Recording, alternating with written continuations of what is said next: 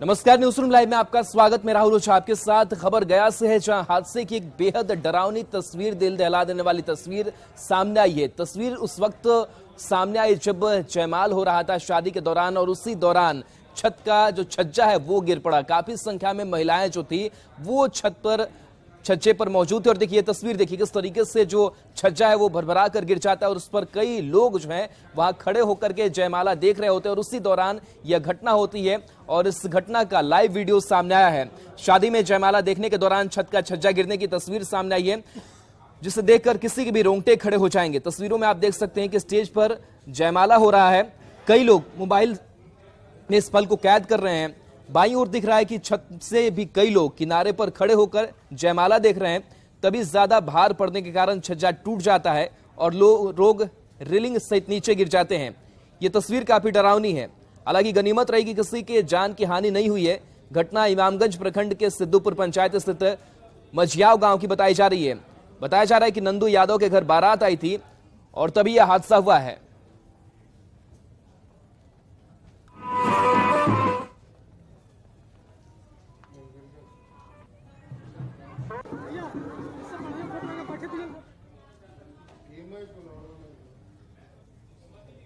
खबर वैशाली से, जहां पर सड़क हादसे का सीसीटीवी फुटेज सामने आया है। इस सीसीटीवी फुटेज को आप देखेंगे तो आपको पता चलेगा कि किस तरीके से ये पूरा हादसा और सामने आया और कैसे एक जो कार है वो अनियंत्रित है और वो कार बाइक में टक्कर मारती है। ये तस्वीर दिखाते हैं किस तरीके से तेज रफ्तार अनियंत्रित यह कार नजर आ रही है। वीडियो में साफ तौर पर दिख रहा है कि अनियंत्रित कार पीछे से एक बाइक सवार को रौंदती हुई निकल जाती है। इस हादसे में फाइनेंस कंपनी में कार्यरत बाइक सवार आलोक की मौत हो गई है। बताया जा रहा है कि हादसा घटारो खिचड़ी प्लांट के पास हुआ है। हादसे का ये वीडियो दिल दहला देने वाला है।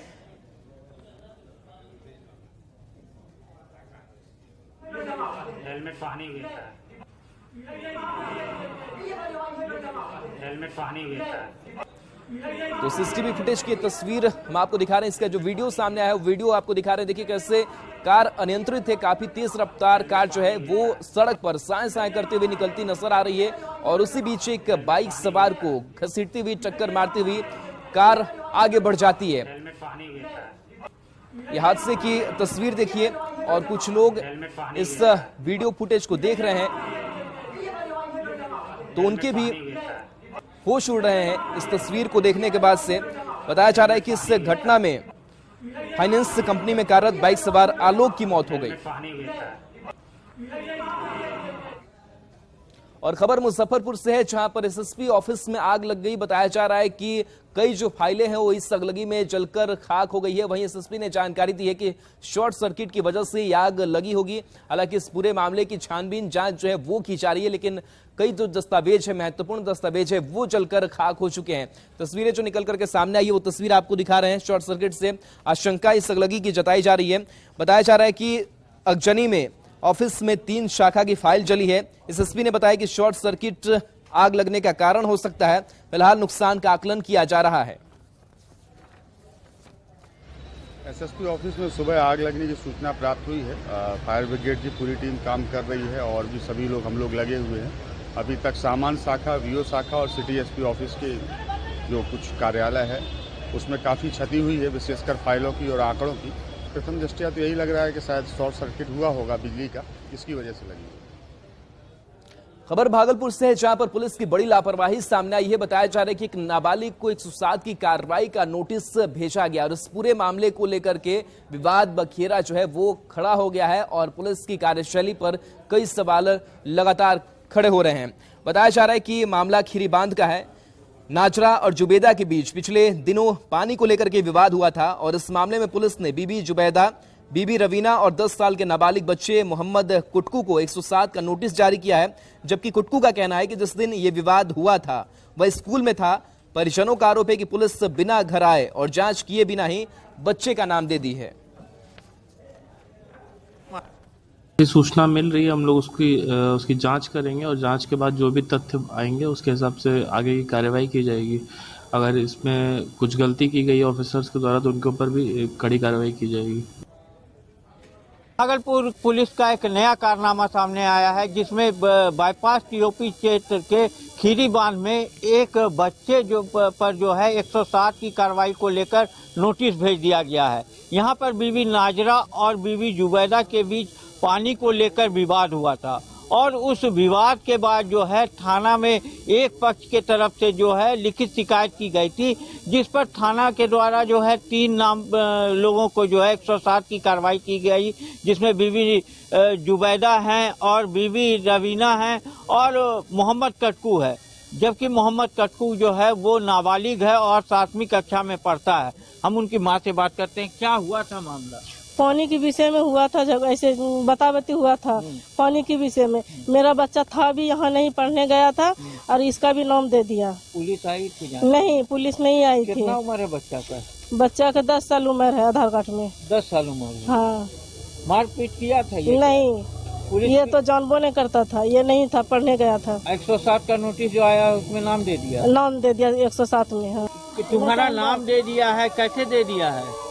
हम पढ़ने के लिए गए थे। हाँ। 7वीं क्लास में पढ़ रहे थे भाई, माँ झगड़ा हुआ पानी के विषय। हाँ। मेरा नाम दे दिया। तुम थे घर में? नहीं, पढ़ने के लिए गए थे हम। मारपीट कर सकते हो तुम? नहीं, मार नहीं कर सकते हैं। फिर भी दे दिया नाम? हाँ। अब देख सकते हैं कि ये पुलिस का कारनामा है और पुलिस ने बिना जांच किए ही जो है 107 की कार्रवाई के लिए एसडीओ कोर्ट को जो है एप्लीकेशन भेज दिया और एसडीओ कोर्ट से जो है 107 का नोटिस इन लोग को आ गया है। जबकि इस नोटिस में जो है एक नाबालिग बच्चे का भी नाम है। समझा जा सकता है कि भागलपुर पुलिस किस प्रकार कार्रवाई करती है। आशीष रंजन, न्यूज 18 भागलपुर। खबर गोपालगंज से है, जहां एक परिवार की पिटाई कर दी गई। कसूर बस इतना था कि इस परिवार ने मजदूरी करने से मना किया था, जिसके बाद से इस परिवार के 3 लोगों की पिटाई दबंगों ने कर दी है और इस पूरे मामले को लेकर के पुलिस छानबीन में जुटी हुई। हालांकि अब तक इस पूरे मामले में एक भी गिरफ्तारी पुलिस की तरफ से नहीं की गई है। वहीं जो घायल हैं उनका इलाज अस्पताल में कराया जा रहा है। तस्वीरें हम आपको दिखा रहे हैं। बताया जा रहा है कि सभी घायलों का इलाज सदर अस्पताल में चल रहा है। घटना सिद्धवलिया थाना क्षेत्र के सरैया पहाड़ गांव की है। घायलों में शंकर राम, तारकेश्वर राम और एक महिला शामिल है। पुलिस इस मामले में जख्मी लोगों के बयान पर प्राथमिकी दर्ज कर कार्रवाई करने की बात कह रही है। हालांकि अभी तक किसी आरोपी की गिरफ्तारी नहीं हो सकी है।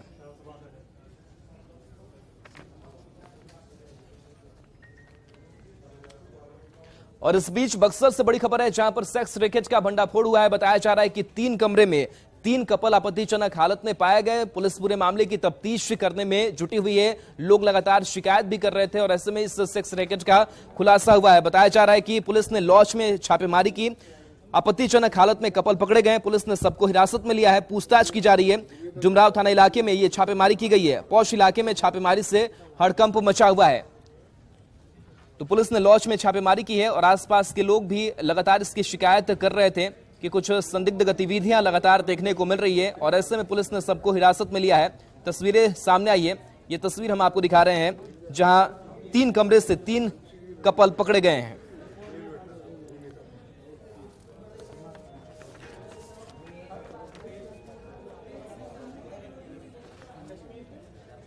देखिए, नए संसद भवन के उद्घाटन को लेकर के बिहार की सियासत जो है वो काफी तेज हो चुकी है, क्योंकि विपक्ष के करीब 20 से ज्यादा जो दल है वो इसका विरोध कर रहे हैं। लेकिन बिहार की अगर बात की जाए तो बिहार में सियासत जो है वो पोस्टर पर आ गई है और बीजेपी का ये कहना है कि आखिर किस वजह से विपक्ष इतना हाय तौबा मचाए हुए है। जो तस्वीर सामने आई है पोस्टर की सियासत वाली, वो तस्वीर आपको हम दिखाएंगे।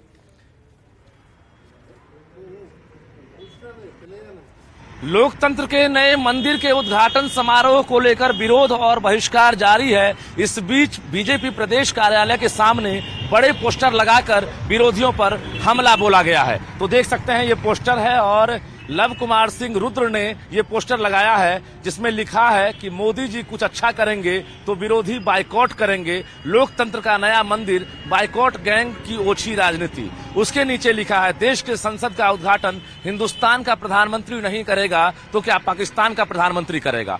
देश को नया संसद भवन मिल रहा है, यह गर्व का क्षण है। इसका बहिष्कार करने वाले को देश की जनता 2024-25 में क्लीन बोल्ड करेगी। उसके नीचे लिखा है, जब इंदिरा गांधी, राजीव गांधी संसद एनेक्सी और संसद पुस्तकालय का उद्घाटन कर सकते हैं तो मोदी जी को संसद उद्घाटन पर बवाल क्यों।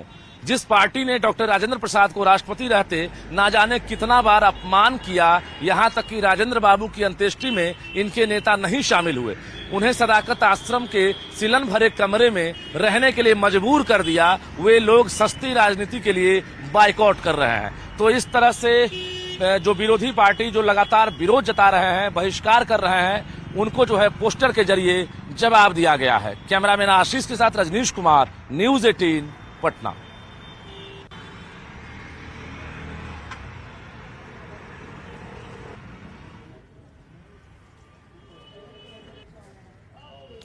तो चलिए दो तस्वीर भी हम आपको दिखाएंगे। तो नए संसद भवन का उद्घाटन किया जाना है और उस उद्घाटन को लेकर के सियासत जो है वो पूरे देश में देखने को मिल रही है। बिहार भी इससे अछूता नहीं है, लेकिन उसके बीच ये तस्वीर और सामने आई है, वो तस्वीर भी हम आपको दिखाने की कोशिश करेंगे कि किस तरीके से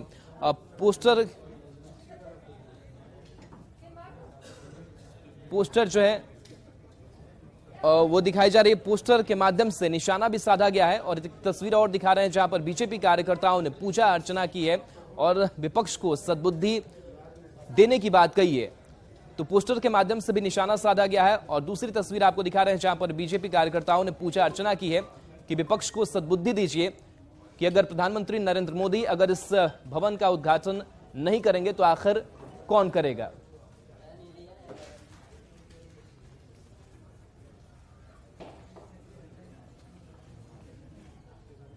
तो देखिए बिहार में तो सियासत हो ही रही है, झारखंड भी इससे अछूता नहीं है। वहीं इस संसद भवन के उद्घाटन को लेकर के जेएमएम ने भी बहिष्कार किया है। अनेक प्रावधान को उल्लंघन करके केवल व्यक्तिगत जीत के लिए प्रधानमंत्री के द्वारा संसद का उद्घाटन, ये राष्ट्रपति को केवल अपमान करना नहीं है, ये संपूर्ण संविधान का अपमान है। 140 करोड़ जनता के सम्मान का अपमान। वही बीजेपी मुखर होकर भी अपना स्टैंड रख रही है और बीजेपी ने सुप्रियो भट्टाचार्य के बयान पर भी पलटवार किया, जिसमें उन्होंने कहा है कि राष्ट्रपति को आखिर क्यों आमंत्रित नहीं किया गया, राष्ट्रपति को इससे क्यों दूर रखा गया। विपक्षी दल उस समय क्यों चुप थे जब एनेक्सी और लाइब्रेरी का उद्घाटन उस समय के तत्काल प्रधानमंत्री इंदिरा गांधी और राजीव गांधी ने किया था। उस समय तो महामहिम राष्ट्रपति को न्योता देने की कोई बात नहीं उठी थी और हद तो तब हो गई थी जब मणिपुर और छत्तीसगढ़ विधानसभा के नए निर्मित भवनों का उद्घाटन यूपीए की चेयरपर्सन सोनिया गांधी ने की थी, जो कोई संवैधानिक पद भी नहीं था। तो देश के अगर लोकतांत्रिक तरीके से 140 करोड़ लोगों का प्रतिनिधित्व करने वाले प्रधानमंत्री कॉलोनियल इला अंग्रेजों के समय के इस पुराने संसद भवन को छोड़कर अपनी स्वदेशी तकनीक से निर्मित संसद भवन में उद्घाटन करेंगे तो ये तो देश के लिए गौरव का विषय होना चाहिए। लेकिन अफसोस आज भी विपक्ष इसे तुच्छ राजनीति का निशाना बना रहा है। इधर सियासत के बीच ये भी कहा जा रहा है कि जब इस भवन का शिलान्यास हुआ था तब तत्कालीन राष्ट्रपति रामनाथ कोविंद को नहीं बुलाया गया था और अब जो वर्तमान राष्ट्रपति है द्रौपदी मुर्मू, उनको भी नहीं बुलाया जा रहा है। कहने से पहले अपने एक बार गिरेबान में झांकना चाहिए। कुत्सित प्रयास तो इनका है कि तब राष्ट्रपति कोविंद साहब थे, उस समय शिलान्यास हुआ, उस समय भी नहीं बुलाया गया। आज द्रौपदी मुर्मू जी हैं तो आज उनको उद्घाटन के लिए नहीं बुलाया जा रहा है और अनुसूचित जनजाति की बड़ी बड़ी बात करके और उसका इस्तेमाल करके चुनाव जीतने में तो ठीक लगता है। उस टाइम में बताते हैं कि राष्ट्रपति जो हैं अनुसूचित जनजाति की हैं और आज इस तरह से अपमानित किया जा रहा है, ये तो ठीक नहीं है। बिरसा मुंडा की जन्मस्थली के जो लोग हैं वो पानी के लिए त्राहिमाम कर रहे हैं, पानी के लिए लगातार तरस रहे हैं।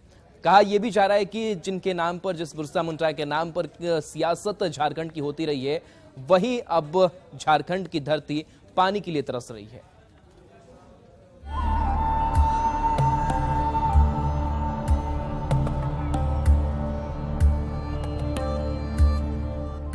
खूंटी में भगवान बिरसा मुंडा की जन्मस्थली उलिया हाथू के लोग प्यासे हैं। यहां जन्म दिवस और शहादत दिवस पर तमाम राजनेता जुटते हैं। एक से बढ़कर एक घोषणाएं होती हैं। लेकिन ये वादे कागजों से आगे नहीं बढ़ पाती। उली हातू में 1 साल पहले बोरिंग वाला जल मीनार बनाया गया था, लेकिन उसमें पानी नहीं आता। अब हाल यह है कि सरकारी योजना का नल गांव के लोगों को मुंह चिढ़ाने लगा है। तस्वीर आपको दिखा रहे हैं, सामने जो नल है, यहाँ पर बोरिंग लगाया गया है, जल मीनार तैयार किया गया है, वो पूरी तरह से फेल है। फेल इसलिए है क्योंकि अगर आप इस नल से अपनी प्यास बुझाना चाहें तो ये संभव नहीं है, क्योंकि अगर आप नल को खोलेंगे तो इससे पानी नहीं गिरेगा। ये देखिए किस तरह से मैं नल को खोल रहा हूं और कहीं से भी आपको पानी नजर नहीं आएगा, पानी गिरता हुआ नजर नहीं आएगा। बोरिंग पूरा नहीं हुआ था? हाँ, नहीं हुआ था।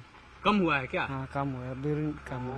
बोरिंग तो कम हुआ, इसलिए थोड़ा मोड़ा निकलता है। अच्छा, बंद है। तो फिर कैसे आप लोग पानी पीते हैं?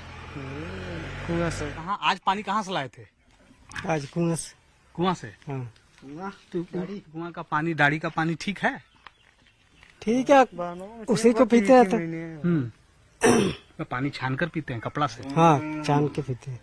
उली हातू गांव के 150 परिवार के लिए प्यास बुझाने का एकमात्र सहारा दाढ़ी रहा है, लेकिन ये भी भीषण गर्मी में अंतिम सांसें ले रहा है। दोपहर होते होते इसमें पानी इतना कम हो जाता है कि लोग बाल्टी के बजाय कैन से पानी निकालते हैं।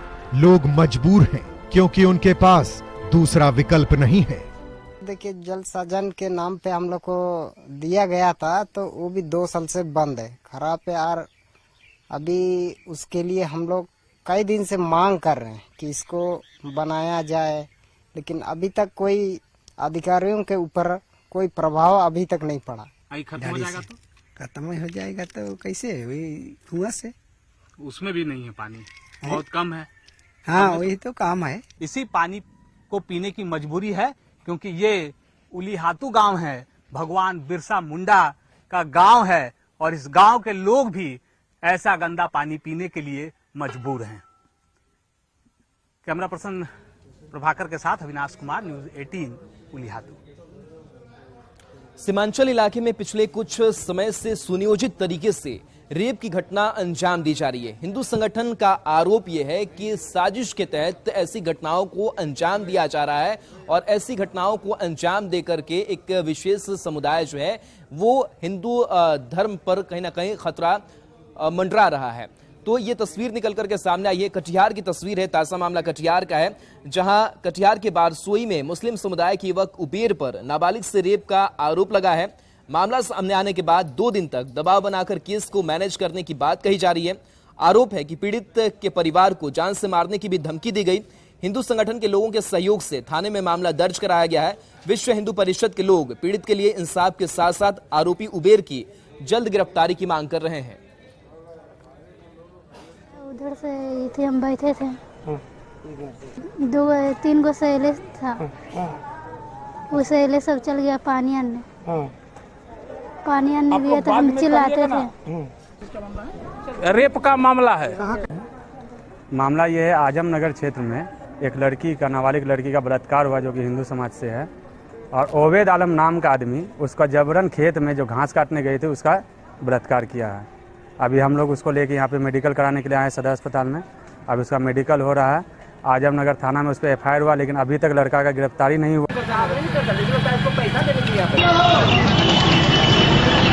चलिए, इस पूरी खबर पर सुब्रत हमारे साथ जुड़े हुए हैं। सुब्रत, जिस तरीके से हिंदू संगठन लगातार ये आरोप लगा रहा है कि पिछले कुछ समय से सुनियोजित तरीके से रेप की जाती है, रेप के बाद से कहीं ना कहीं एक दबाव भी बनाया जाता है एक धर्म विशेष पर, क्या पूरा मसला और क्या हिंदू संगठनों का कहना भी है वहाँ?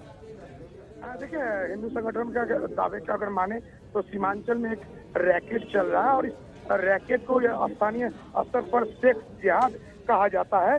इसमें इसके साथ जो अल्पसंख्यक आबादी बहुल जो क्षेत्र है उसमें टारगेट बनाया जाता है, और खासकर गरीब तबके के जो लड़की है उसे इस तरह का झांसे में लाया जाता है, या जबरन उससे रेप कर लिया जाता है।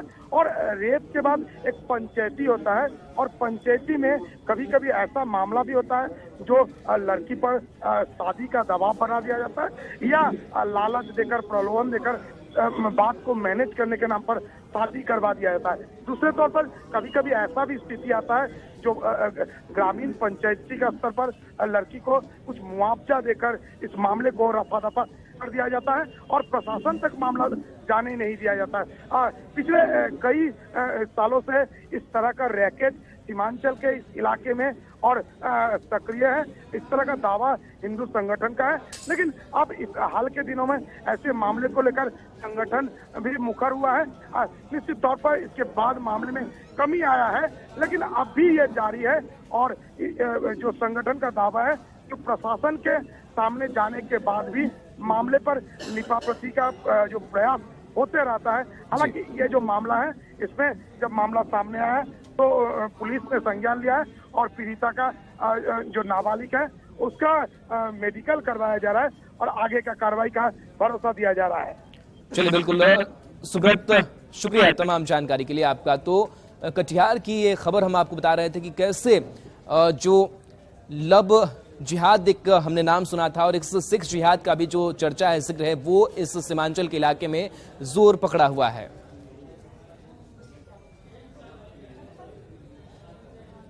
और चलिए, न्यूज़ 18 बिहार झारखंड पर खबरों का सिलसिला लगातार जारी है।